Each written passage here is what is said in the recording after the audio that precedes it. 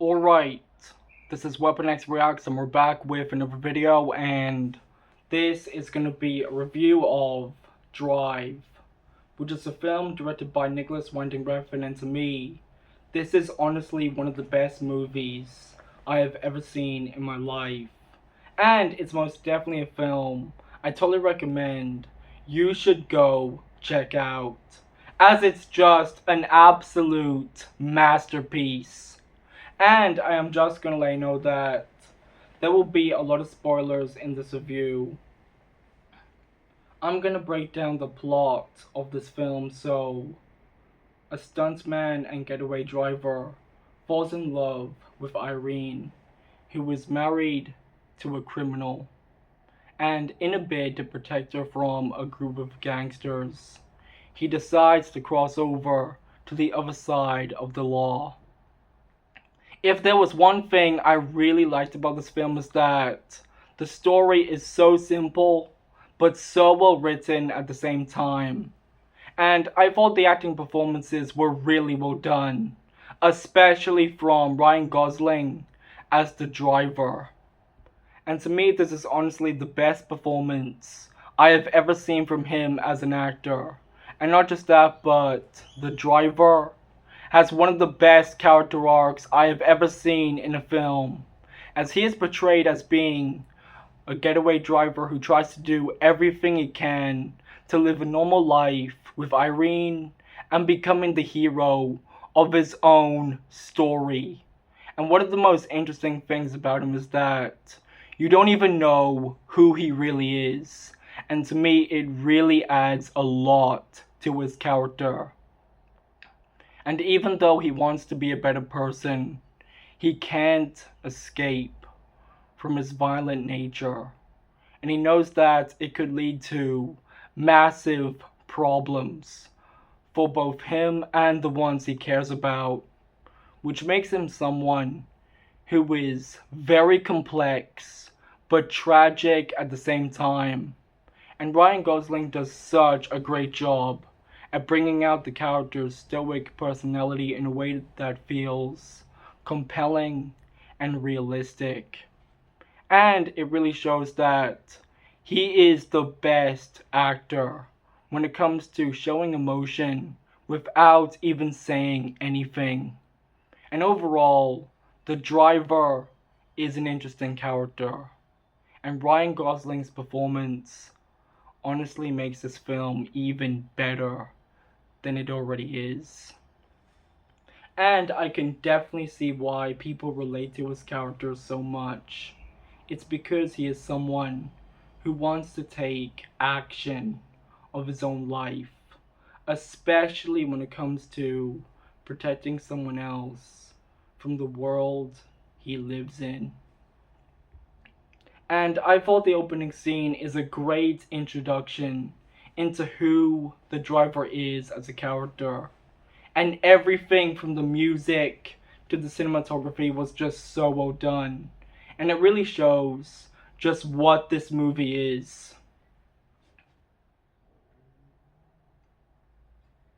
I thought Carey Mulligan did a great job playing Irene.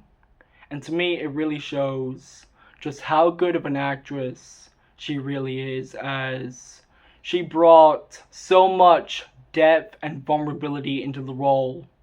And I thought the chemistry between her and the driver was just so well done, as it really adds a lot to the film's story. And overall, Carey Mulligan gave a great performance as this character.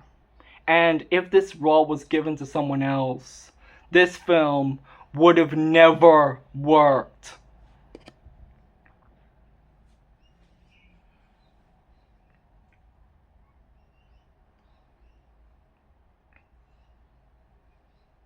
The cinematography is easily one of the main reasons on why this film is so good. And it does a great job of capturing the neon lit aesthetic of Los Angeles. And I thought the use of color and lighting was just so well done, as it creates an atmosphere that feels realistic but immersive at the same time. And I even heard that they used actual street lamps for the film. And if you look at the blue colors, it reflects the violent criminal underworld the driver lives in, while the use of orange colors shows warmth and innocence. And overall, this is honestly some of the best cinematography I have ever seen in an independent film. And it makes this movie even better than it already is.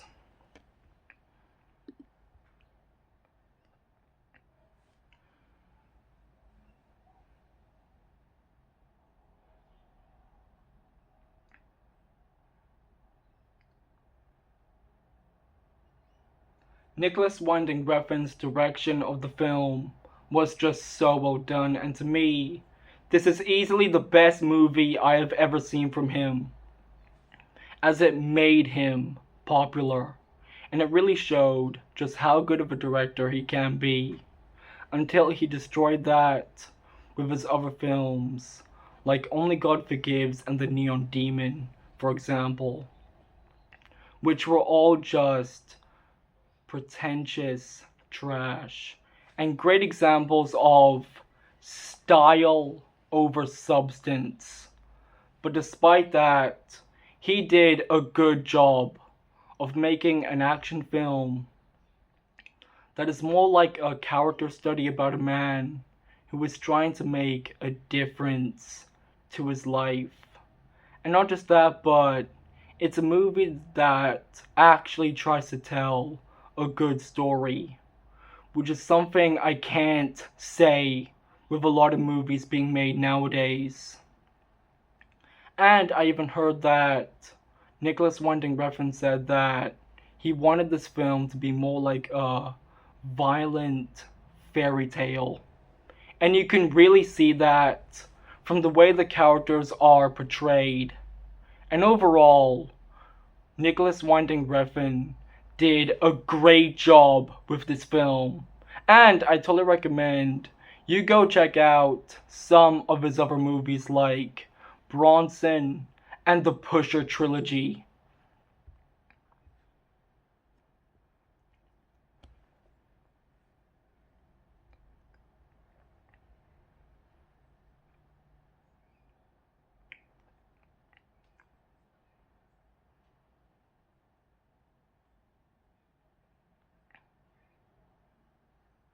The elevator scene is easily the best scene in this film, as it's just so well shot and directed. And it starts off with the driver and Irene going into an elevator when he realizes that the man right next to him was actually a hitman. And before doing anything, the driver pulls Irene out of the way and starts to kiss her as a way of saying goodbye, because he knows that he needs to show his true self in order to protect her, even if it means that he will never see him the same way ever again. And the lighting in the scene does a great job in showing that. And after the kiss, the driver slams the hitman into the wall and stomps his head in. And Ryan Gosling's acting in the scene is so good, as it shows that this is who he really is. And it doesn't matter how many times he will try to be a hero, he will always be a killer. And as the doors close, it's a great example of the fact that their relationship is over, as it shows Irene returning to the outside world where she is safe, while he is left in the elevator. And the scene ends with a shot of the scorpion on his jacket as he starts to breathe, and it really shows that his violent side has fully taken over. And overall, this scene was just so well done, as it started off with a moment of peace until it turned into the complete opposite of that. And the way in how this film uses violence is just so well done, because when you look at the first half of the film, it was more about the relationship between the two characters. While in the second half, it actually starts to feel more like a crime drama. And it really makes scenes even more intense than they already are. And it really shows just what kind of world the driver is trying to escape from. Honestly, this film is just so well made. We really don't get this kind of stuff anymore, because nowadays it's just full of remakes, prequels, sequels, and spin-offs of movies that nobody asked for. We need more films like this, especially nowadays.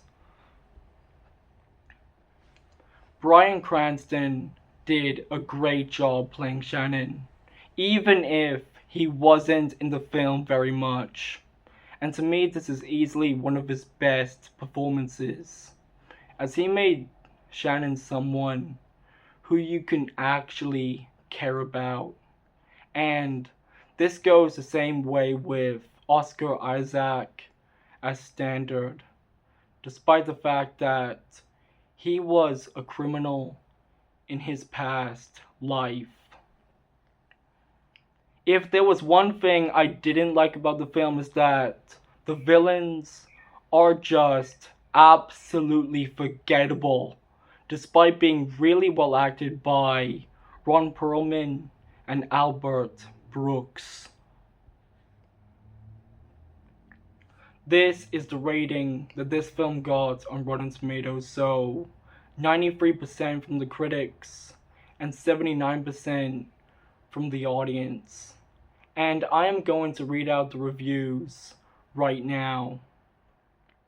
So for the first one, with its hyper-stylized blend of violence, music, and striking imagery, Drive represents a fully realized version of art house action.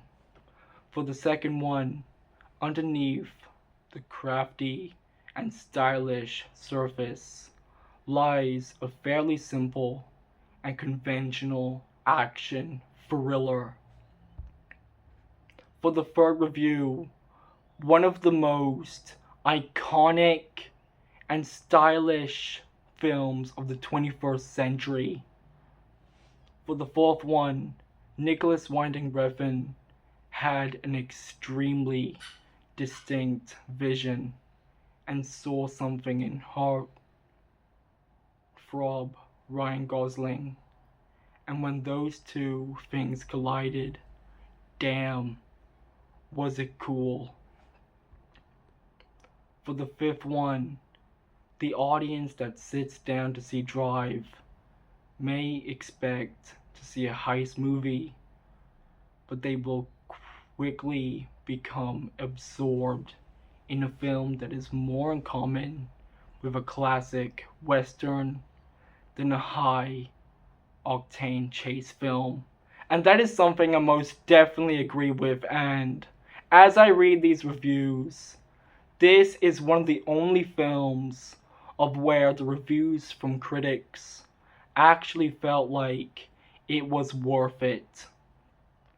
And to me, this movie is just an absolute masterpiece. And if there's one thing you need to know about this film, is that don't expect it to be a typical Hollywood action movie, because it isn't. It's an art film. And that's just one of the main reasons on why I fucking love it. The soundtrack is just a fucking banger. And it's easily one of the main reasons on what makes this film so good. And I'm gonna show you an example of it right now.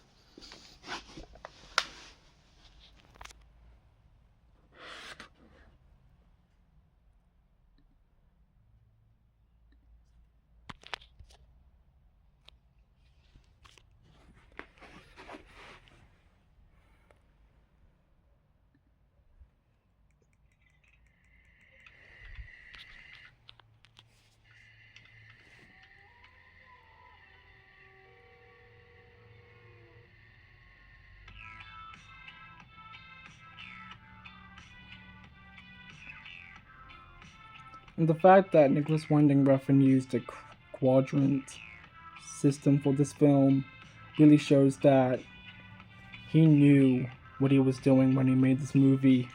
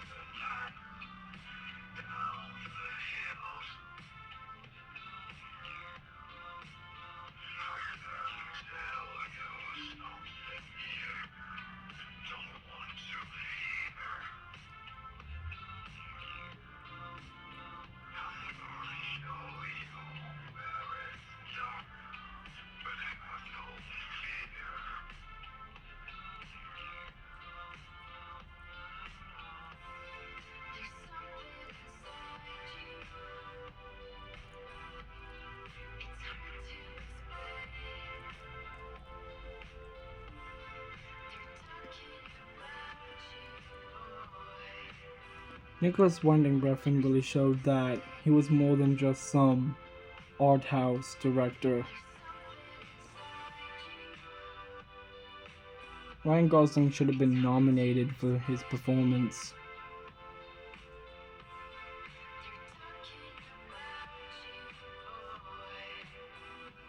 Because it was just that good.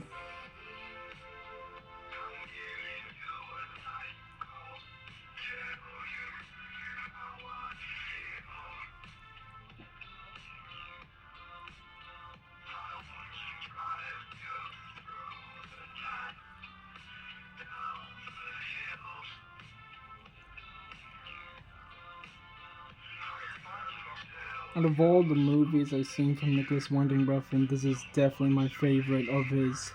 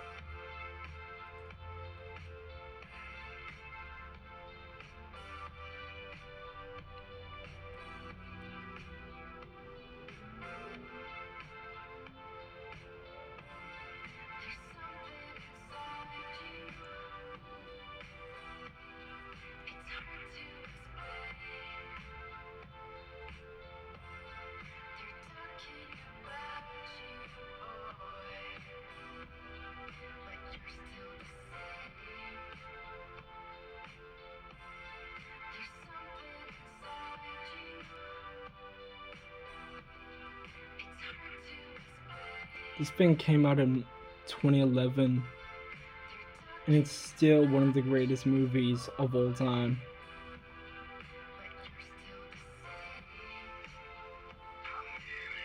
And to all the people that think this movie is overrated, watch the film again.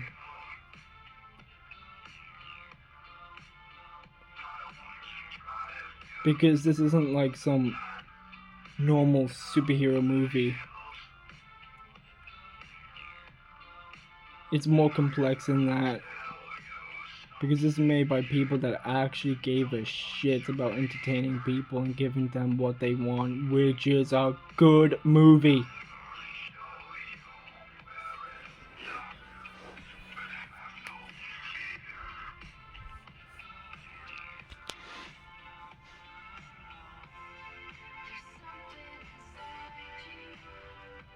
This movie's fucking awesome.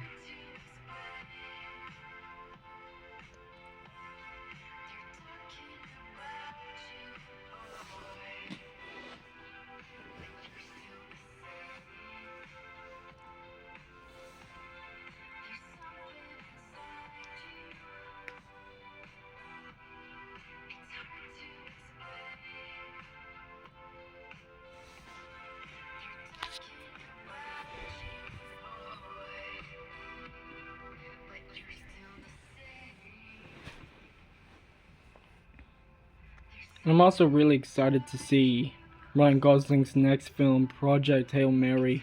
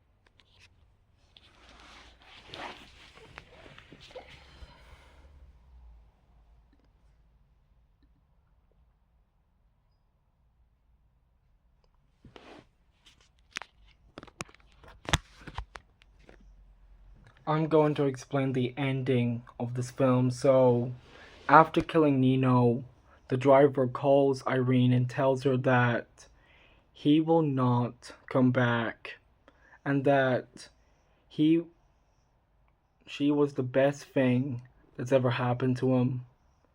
And then we see the driver meeting up with Bernie, who tells him that she will be safe as long as he gets the money. And as they get to the car, Bernie stabs the driver in the stomach, but the driver fights back and kills him. And then we see a shot of him driving away while leaving the money behind. And the film ends with Irene knocking on the door and realizes that he isn't there. And then we see him driving into the night, and you aren't even sure if he died or not. But to me, this was a perfect ending to a film like this, as it shows that he will never escape from his violent nature and live a normal life.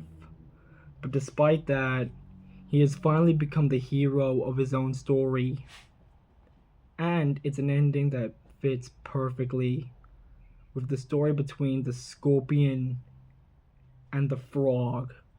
And it's a great example of how this film will be remembered as not just a great film, but an absolute masterpiece of independent cinema.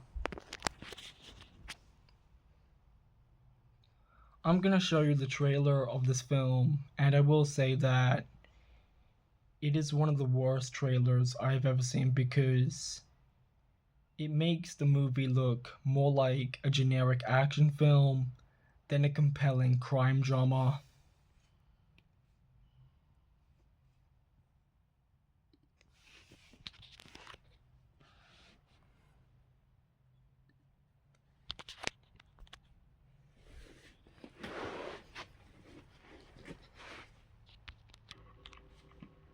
Drive for you. You give me a time and a place. I give you a 5-minute window. Anything happens in that 5 minutes, and I'm yours, no matter what. I don't sit in while you're running it down. I don't carry a gun. I drive. So you just moved to LA? No, I've been here for a while. What do you do? I drive for movies. Not dangerous. It's only part-time. You put this kid behind the wheel. There's nothing he can't do. Kid, I want you to meet Mr. Bernie Rose. My hands are a little dirty. So am mine. My husband's coming home. Where is he? He's in prison. There's some guys that want me to do a job for him, but I'm not gonna do it. What's that you got there? One of those men gave you that? What's the job? When you get your money, his debt's paid. You never go near his family again.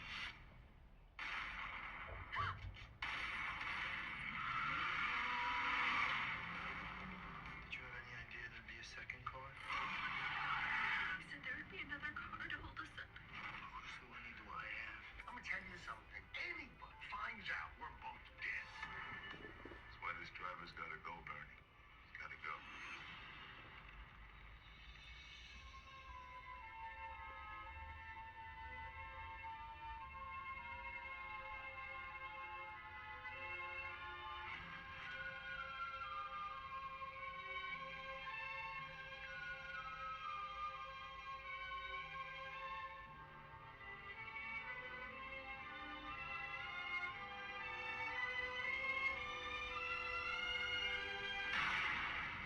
Do you remember this? No. Any dreams you have or plans for your future, I think you're gonna have to put that on hold. For the rest of your life, you're gonna be looking over your shoulder.